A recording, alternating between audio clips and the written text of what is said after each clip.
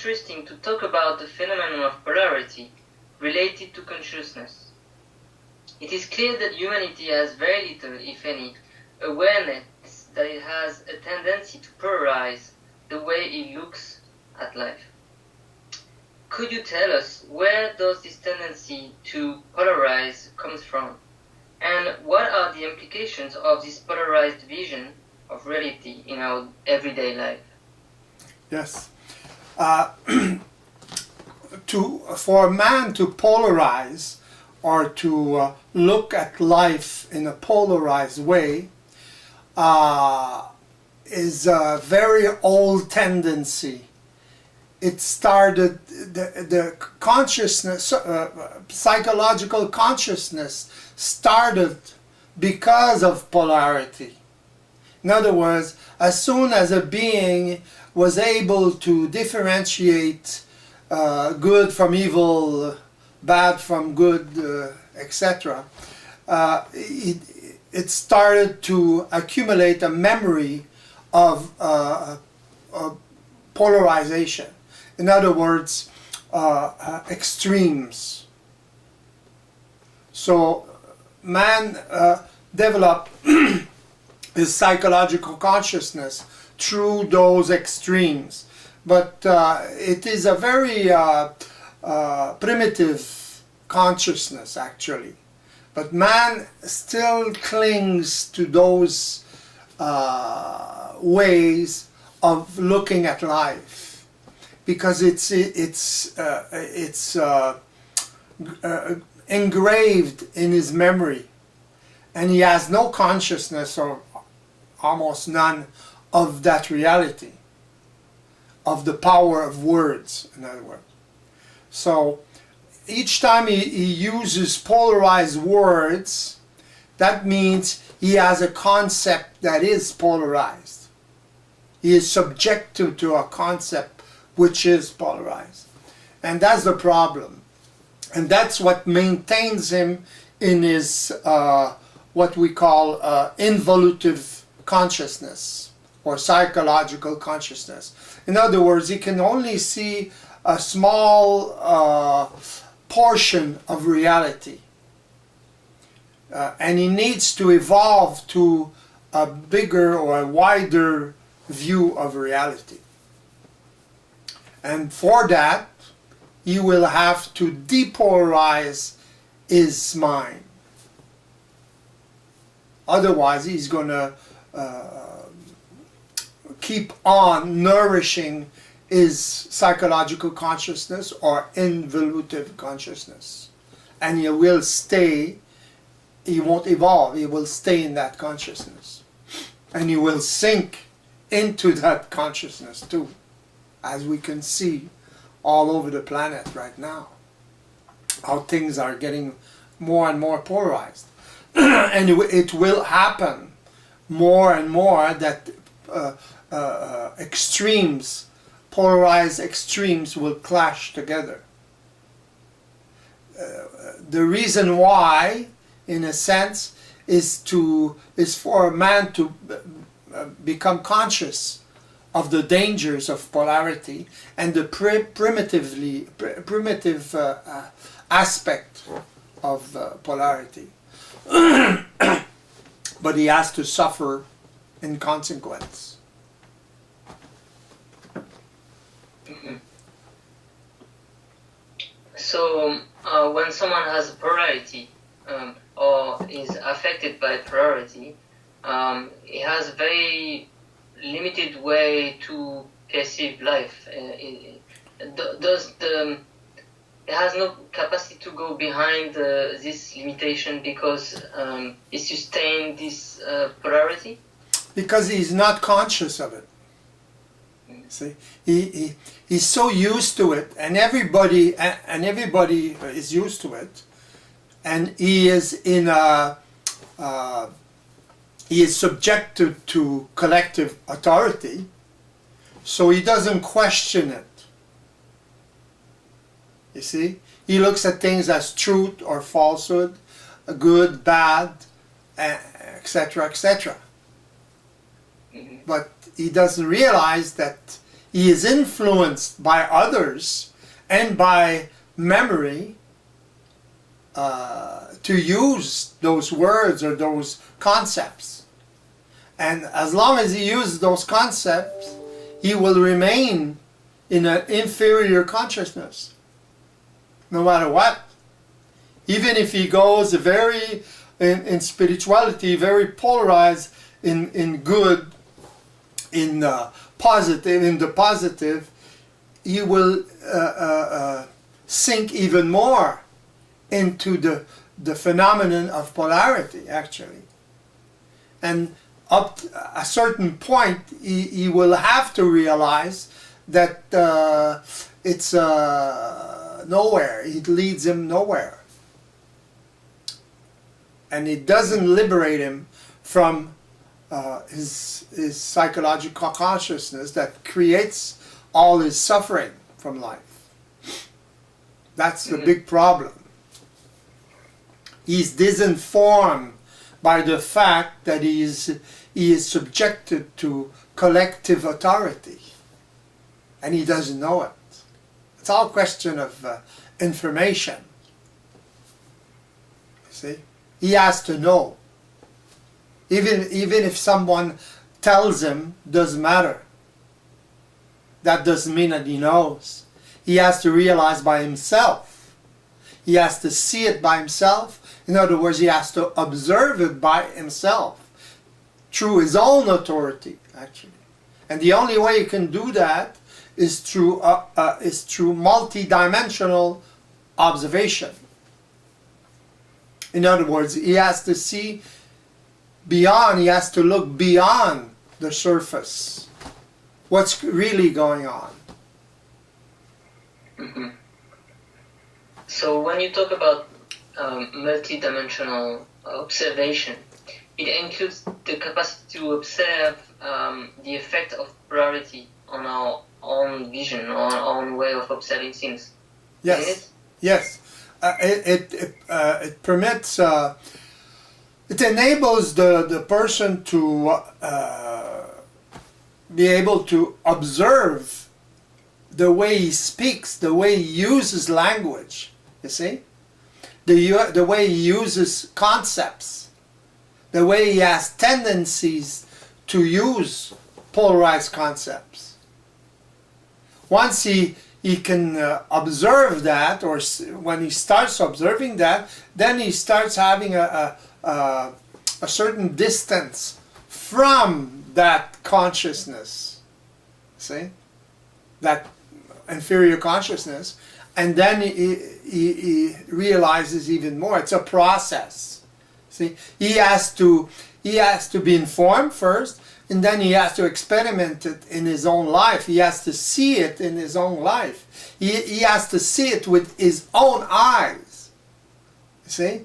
And to see it with his own eyes is eyes that see 360 degrees, not only a certain part of the spectrum. Then he starts living that depolarization process. See? And that's an initiation in itself. In esotericism, they call it the solar initiation. It burns everything. It burns the old consciousness.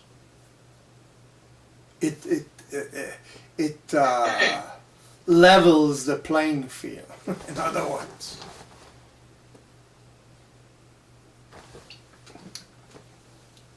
So it seems that after some time, when we start with the process, we, because we are informed of all these things, we get more critical about all this, all the way of thinking, all the way of observing and things. And is it through this capacity to be critical to what's going on inside that we get this distance between our condition and... Yes. The fact that the person is able to be critical means he can observe it. So as soon as he can observe it, then it creates a distance automatically He doesn't have to be in an attitude to create distance. That's different. But it's an action. It's through his own action. So once he starts observing in a multi-dimensional way, then it creates that distance. He can be more critical. And it's because he is more critical, you see, that he can depolarize himself. So it goes together, see? But it has to have the spark. The spark is information. In other words, once he can absorb that kind of information, once he doesn't have any more resistance towards that kind of information, because some people have a lot of resistance, and because they're polarized, they want love and they want this and they want that. Of course they don't want hate, you know, but the more they want the positive, the more they polarize themselves. In other words, it's a polarized concept by itself to be in the positive all the time. See? It's because the approach is very psychological. See? It's very polarized actually. And people think that's the door to enlightenment. But it is not. It's the door to even more polarity. And it doesn't work. See? But people have to live the experience to realize it doesn't work. See? And then maybe once they went around their garden enough in their life, then they can absorb another kind of information, less polarized, and then they realize slowly, and they start observing in a different way and start depolarizing their minds.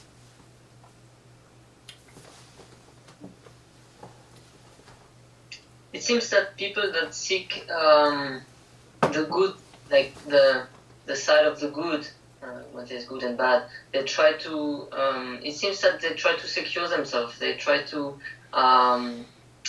feel protected by the group, maybe, or of course, always like spiritual. And of course. So it means that all these people that try to go in groups and very polarized notions, for you it is because they are not ready to put aside all these very reassuring notions. Yeah, and the fact that they love groups, you see, it's because they have a big link, emotional link towards collective consciousness or collective authority. See, as long as there's a group, it's easier for them. If they're alone, then it's not the same thing. See, reality will not be quite the same for them. See, but as long as the enthusiasm of the group supports them, then they'll be relatively okay till they go into a wall. You see, and life is full of walls. And some walls are much thicker than others. And once they get into that wall, it hurts. They have to go to the hospital, you know. And then they'll probably realize that it's not all positive. Life is not all positive. And then they'll start being able to absorb things that are not polarized or positive as much. See, it's the concept that's the problem. You see, it's not the polarity by itself. See? Of course, some things are not so good, some things are not so bad, you see? But it's a gray area, you see? If a person is too much in polarized concept, extreme concept, then he'll suffer from life, you see? Polarity is a principle of life, but we don't have to dive in it, see? We have to balance it. And to balance it is to be able to absorb both and use it creatively. Then you master life. You become a master of life. You see? It's the same thing as electricity. If you touch the two, you know, it makes a spark. It doesn't work like that. But if you isolate the two and you balance the two, then you have energy, you have power. That's how electricity is used, because it's polarity. But you can't go like this, see? Or you can't isolate them. If you isolate them, it doesn't work. There's no power, see? But if you create a gray zone, then you use both polarities to create power. Same thing with the mind. So right now the mind of human beings is very polarized, very primitive, you know. So it's like thunder for primitive people, you know. They're afraid of it, you know. They can't use it. But the more the man evolved, the more he was able to use that power. Because he creates a buffer zone. And consciousness is, or multidimensional consciousness is that buffer zone. That's how a human being can use energy. Otherwise you can't use energy. You're being used by energy. Either in a positive way or a negative way. You're being used. Once you elevate your consciousness because you can observe that phenomenon, then you can use it. It's energy for you. No matter what, if it's negative or positive, you use it. You have the capacity or the consciousness to use it creatively. That's the key.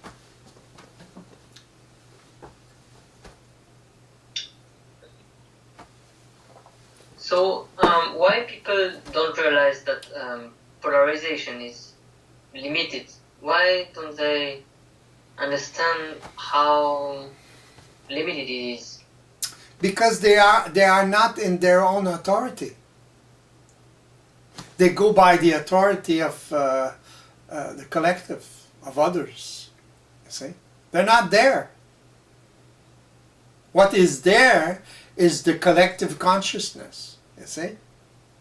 Which is not adjusted to reality. That's why it's so hard for an individual to separate himself from that. You know? It's very hard for, because of his inferior consciousness, he has to secure himself all the time with collective authority. So he is subjected to the judgment of collective authority, etc., etc., etc. You see? Why? Not to be rejected, abandoned by the collective. You see? Abandonment or rejection is the center, the main conflict of man. See? He has a hard time being alone with himself in his own room, mind. You always have to have a lot of people in there. Otherwise, he doesn't feel himself. See? So his identity is linked to collective identity or collective authority. That's why he's looking, always looking for his identity. See?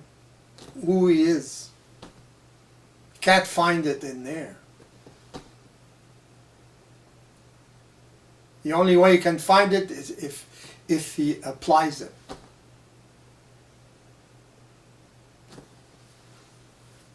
It's interesting because when we observe a child, it seems that they somehow have this identity that we lost over time, being adults. They feel good with themselves. They're much more freer.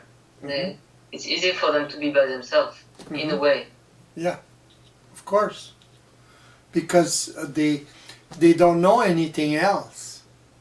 It's their parent or their environment or the collective authority that imposes upon them another way of being, you see? And they lose that little authority they have. For parents, parents that would be adjusted to reality would encourage the child to be in his own authority. See? They wouldn't impose anything per se. They would, in general, they would help the child to see by himself. You see? To observe by himself reality. Very patiently. See? That's real love. See? It's love for oneself. You see? If the parents love themselves, they can do it. Because they know what's going on. You see? They don't want their child to become or to develop into something else. See? In another consciousness. See? They know too much. So they're very patient. And the main criterion is for the child to be in his own authority, to develop the child's own authority. Of course, through the guidance of the parents. See? Then the child will develop more and more the capacity to observe and everything, automatically. He will inherit the consciousness of the parents and go beyond. That's the way it evolves. Right now, in the parents, children, they inherit the inferior consciousness of their parents. Because the parents don't know what's going on. When I have children, okay, in sessions, consultation, private sessions, I will always adjust the parent, not the child. And I will tell the child that the parent has to adjust himself. See? So they like that, of course. But afterwards, they have to adjust themselves to reality too. But through the parents. If the parents don't adjust, the child can't adjust himself. Just by talking to him. You know. The parent has to adjust himself to horizontal communication instead of vertical communication. Instead of imposing, he has the patience to explain to the child. See? That doesn't mean he can't punish the child, or he can't give consequences to the child. See? So he can adjust himself. See? Of course he can give consequences. Then the child adjusts himself. If he goes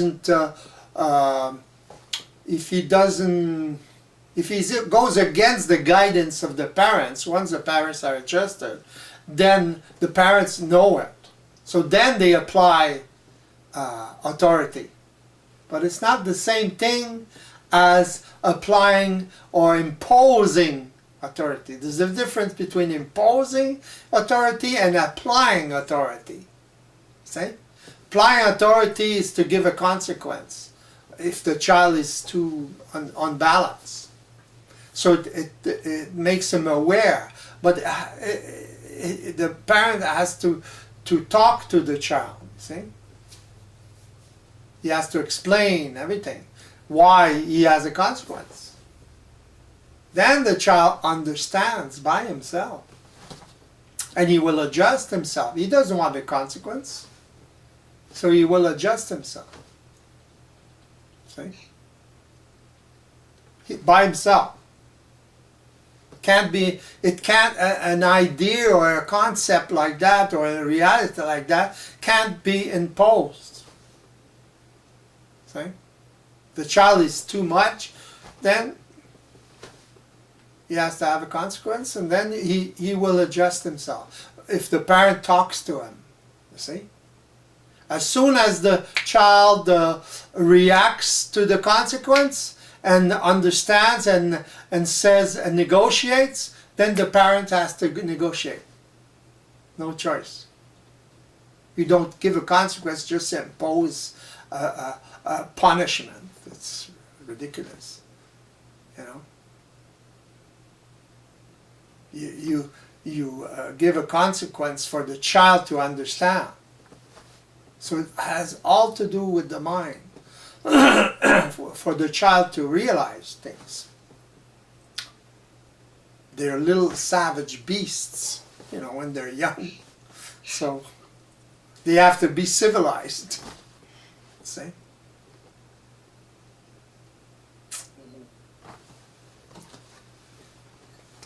So ultimately, a parent is here to canalize the energy of the child and guide him to be in tune with himself and life. Is it how it works?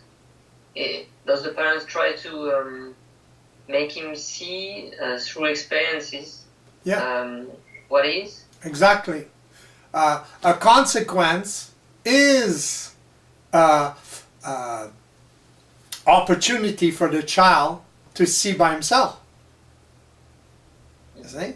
By talking to the child, if the child wants to negotiate, if he doesn't want to have the consequence, of course he doesn't want it, and he will negotiate, and he will learn how to negotiate. You see?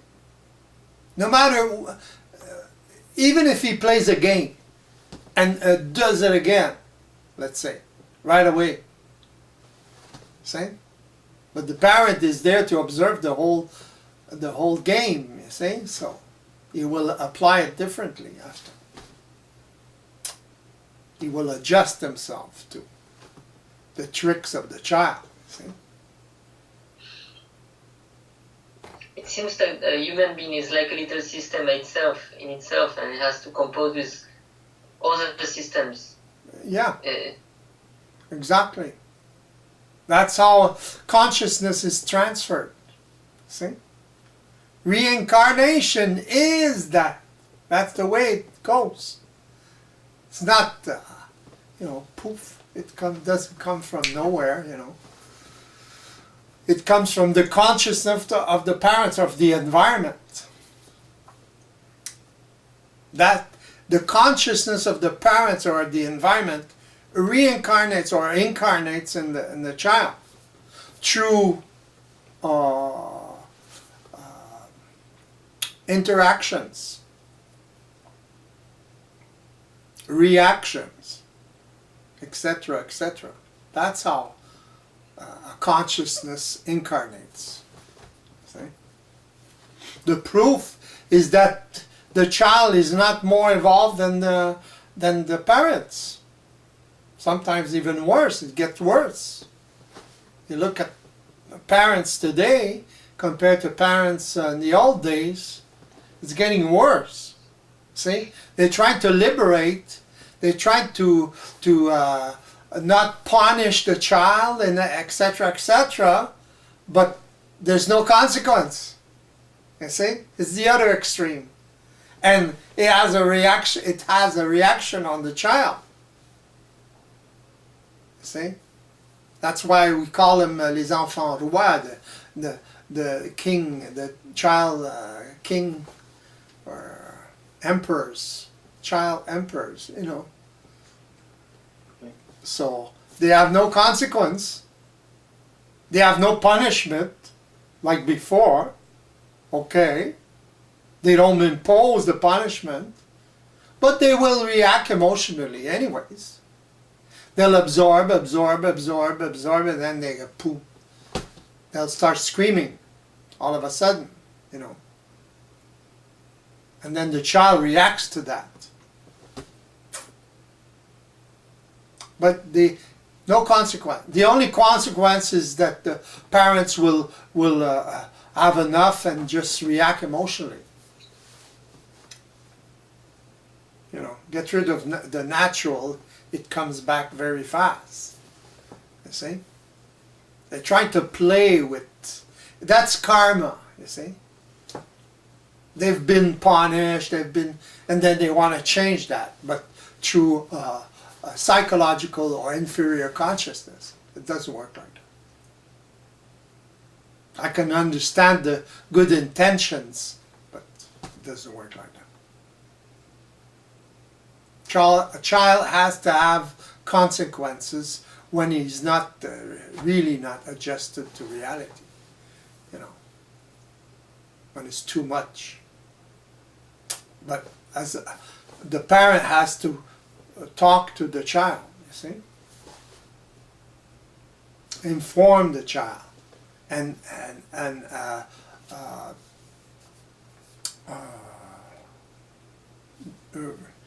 communicate in a way that the will comes from the child, see? Not to convince him. So it takes a lot of patience. It takes consciousness. It takes a person who can observe in a multidimensional way. There's no way a person can do that with just an attitude, just by knowing, having the information. People think like that, but it doesn't work like that. They will never have the patience to do it. You know. So when you're saying multidimensional observation, does it mean that you have to learn how the systems of the child works, but also in a way to know that it takes time to understand enough his system to compose and to adapt to it? Well, once you know yourself, once you know what makes you tick, once you know the system, how the system works, once you've learned how to observe in a multidimensional way, through experience, of course, then you know the child. You see? It's universal. Mm-hmm. So, and you discover a lot of things through the child too. The child will teach you things. In other words, if you listen, you know, and if you look in a certain way, in a multidimensional way, you absorb the child, you absorb his reactions and what he's living. See, that's how you learn about the child, and you have references to yourself, how you work, how it works actually, how the system works, how program works, and everything, how memory works. So With the child, you have to preserve his authority. It's a balancing act, you see. You have to preserve his authority, and then you have to correct, his the way he's going, see, but without imposing it. See, you have to talk first. You have to explain. If the child goes haywire, then you give him consequences. Then he knows he can't act like that. See? There's a limit. Once he understands, he negotiates. Okay, no problem. Doesn't matter if it's 1 second in the consequence, in his room or whatever. No matter, it doesn't matter. As long as the child, okay, I understand, it's okay. Then you have to take his word for it. See? If he does it again 2 minutes later, then you know he's playing a game. See? Especially if he repeats that little game. So you have to adjust yourself. See? You have to ask him why. Go further. What did you understand? Etc. etc. See? So that way you preserve his own authority. So if he can explain it in his words, then he is in his own authority. See? He understands why he shouldn't do that, go to that extreme, let's say. Start screaming in the house or whatever, or being very disorderly, with his things. So how do you balance that? How do you correct that? You give him consequences. If you give him an allowance, you give him points to get a certain allowance. So if he doesn't pick up his things and everything, then you take out points from his allowance. That's all. He has consequences. If he doesn't care, use something else. It's a game. You play with him. But you got to be conscious of what's going on. Because he's playing a game too. He wants to avoid, he wants to, it's natural for him to be disorderly. But you don't have to pick up everything after him. See? So you have to teach him. You have to make him understand why. See? You don't have time for that. He should do it. Create another habit. See? So it's just a question of habit. Just a question of automatisms. And they get habits like this, If you don't correct it right away, when they're very young, then they get into a bad habit very fast. They learn fast because of that. They get into habits very fast. They have no buffers, nothing to stop the programs from being created, you see. They can't think like an adult, so they just function by vibration, by action, see, by experience. So they accumulate that memory, becomes a program, becomes an automatism. They use something, bang. So you have to teach them if they got the bad habit. At a certain age, you can start correcting that. See, not very. If they're too young, they don't understand. But you can start slowly, just to see how the child understands, you know. Birds understand things, you know. Chimpanzees understand, so why not a child? You can experiment, you know. So.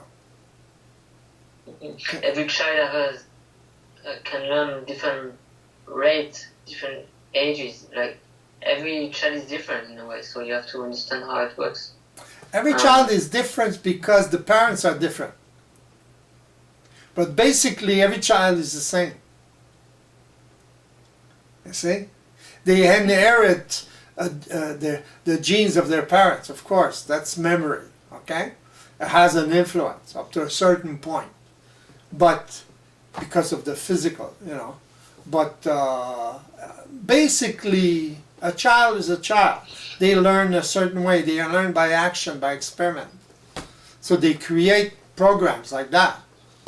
They have the will to live, see, to experiment. Nothing stops them. They have no inhibitions.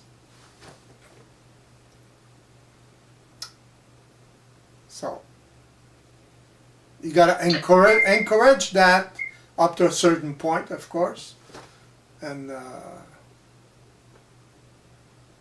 that's what makes the difference between a child that's more depolarized and a child which is very polarized.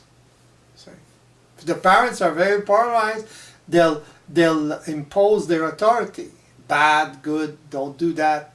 You know, this you can do, this you can't do. See? But they'll impose it. That's the difference. It won't be subtle.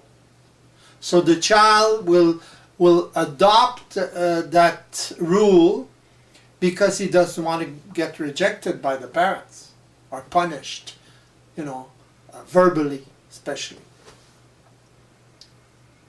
or reprimanded by the parents. He absorbs that as a rejection or abandonment. That starts the whole problem.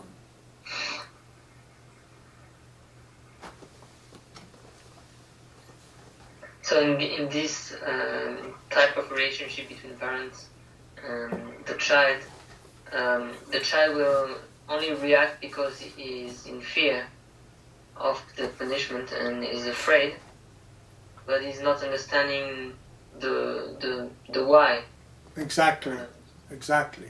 The parents don't explain the why. You see, they impose their moral beliefs and all that, you know, or their belief in general. You see, their authority, because they are subjected to collective authority. Actually, they impose collective authority because they are subjected to collective authority. So when they do that, the child has a tendency, in general, to accept the rule. And why? Because he doesn't want to be punished. He doesn't want to be rejected. That's where he loses his own authority. Slowly. And then he adopts the consciousness of the parents. It's only when he's a teenager, when he starts being a teenager, that he starts rebelling. But what is rebellion is just wanting to be unconsciously, but wanting to be in his own authority, not the authority of the parents or the collective authority. But he doesn't know that. Collective authority is he doesn't want to be in the authority of the parents, that's for sure. So that he understands after a certain point. But he doesn't understand why. He doesn't know why. You see? It's because he needs, fundamentally, he needs to be in his own authority. See? But at that point, with parents that are unconscious or psychological, he reacts in stupid ways sometimes. and commits things that are not very intelligent, just to be in his own authority. But the problem is he doesn't know it. He doesn't know the basis of his rebellion. Charles, how do you explain that at this age they're rebellious, they try to find their own identity, and they push away all the authority around them? But how do you explain that they don't find their own authority and identity? Because we can see that adults are completely subjected to the group still. So why at this age they don't get free of the authority of the group? Is it because they are unconscious? Of course. They don't know. So for a while they'll be relatively free.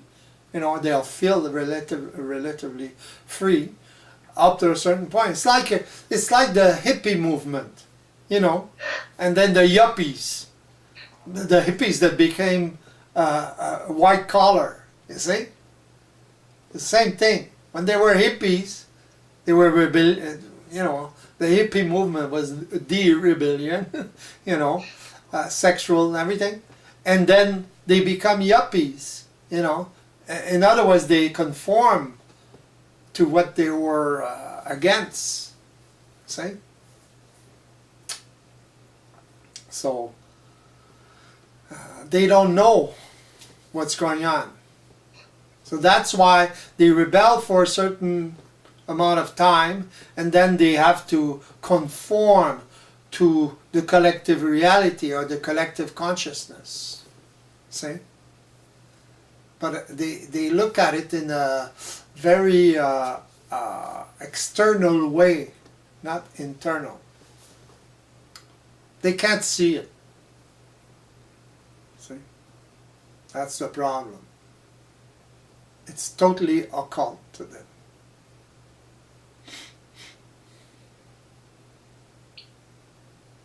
So actually this force of rebellion is wasted because they have not been enough informed of all these things that we're talking about. But for the child to understand all these things, he needs to have someone that is always by his side in a way. He can't go through all this experience by himself. No. Well, at first he needs the parents, you see. He needs the parents that are adjusted to reality. Otherwise he won't be. It'll get worse. You see? And it gets worse. It gets worse. That's what's happening on the planet right now, to man. It's getting worse. Of course it's getting worse. Because people are more and more polarized. Has to go to the extremes for man to maybe start realizing it doesn't work like that. The proof is there, creates wars, creates disharmony, creates all those things. People want harmony in the positive, you see, or the negative. Black magic, white magic. See? But it doesn't work like that. Harmony, real harmony is between negative and positive. See? Is the gray area. Like I explained before. You can't use that power, and you can't use the energy if you polarize it. Because you only got one pole. You need the two. See? You can hold a positive 550 watts, It won't hurt you. Don't touch the other though. See? Because then the current will go through. And it's the clash of the two. It's like water and fire. cold and warm. See? What happens in the clouds when, you know, in the atmosphere when there's cold and warm? What happens? Thing happens, you know. You get hurricanes. You get all kinds of things like that because it clashes. It creates energy, but energy you can't use. See?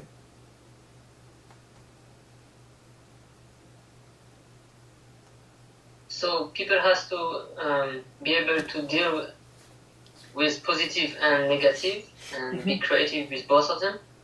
But so it's not seeking for either of them. Exactly. Exactly. The fact that person is seeking the positive means his mind is polarized. You see? It's not a question of seeking the positive or the negative. You see?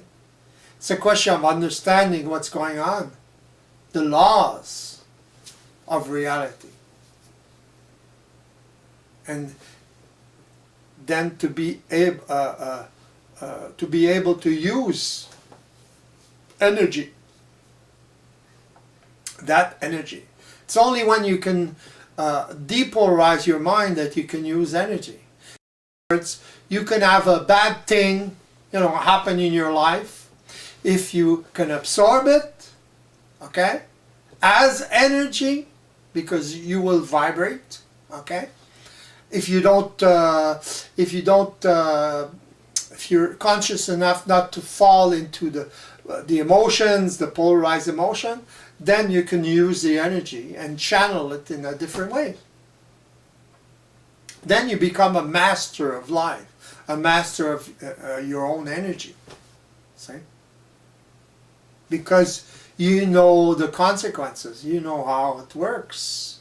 If you succumb to that, then you will live the consequences. See?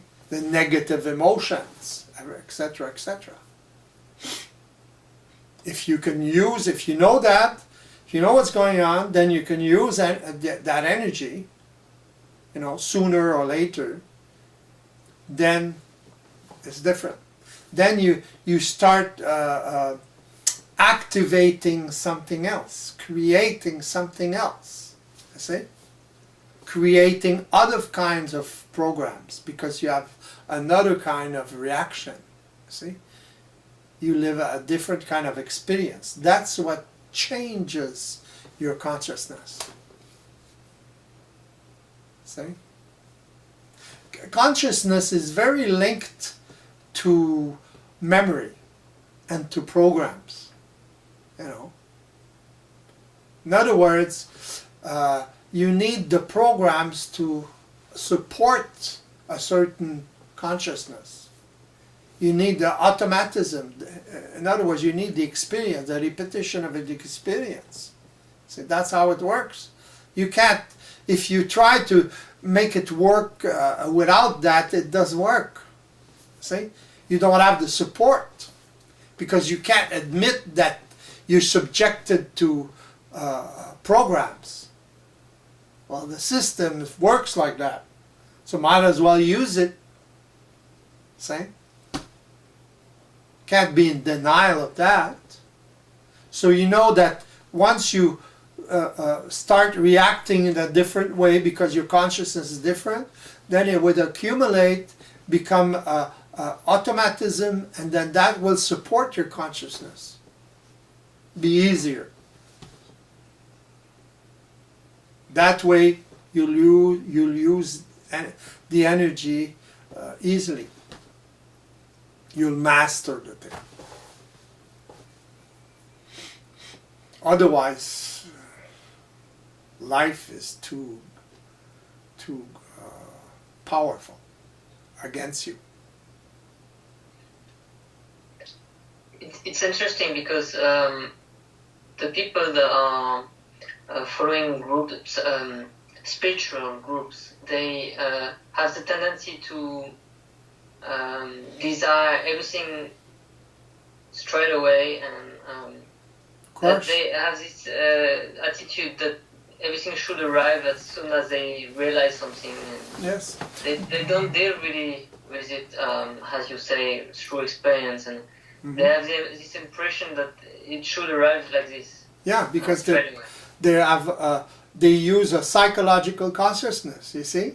A polarized consciousness. They think that just by thinking it can happen. See? Right away. It doesn't work like that. You have to repeat the experience and repeat it to build something to support that. See? But it's the same thing in education. You see, the way the schooling, they school children. They school children the same way. They want the children to grab right away. The brightest ones are the ones that get it right away. Well, they're not the brightest one, actually. See? It's not the one that don't get it right away that are the brightest one, in a sense. Or have the most chances of becoming conscious, or awakening. Because they depend on experience more than on the intellectual aspect, you see, of reality. Only the intellectual part is not enough. See? You can understand things, but how do you understand? See? You will understand through polarity, through a polarized mind. See? That's the only way you can understand. See? So when a person like that listens to a person like me, who is not polarized in the way he looks at things, then he has a hard time following. He will always take that information and bring it to his polarity box, in other words. And that will create a resistance. See? To evolve, actually. If it didn't have that, it would be much easier. But the person will depend on that way of thinking, you know, and he depends on that because he needs to secure himself all the time. And he can only secure himself in that basic inferior way, which is polarity, polarized. See? So it has to go through the concepts, through polarized concepts all the time. That's the only way he can reassure himself until he comes out of the box, see?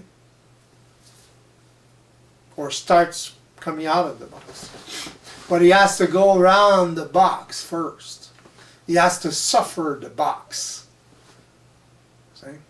Once he has suffered enough the box, then he's ready to absorb another information. Otherwise, he'll prefer the box.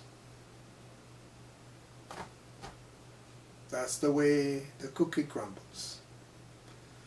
That's the way it is.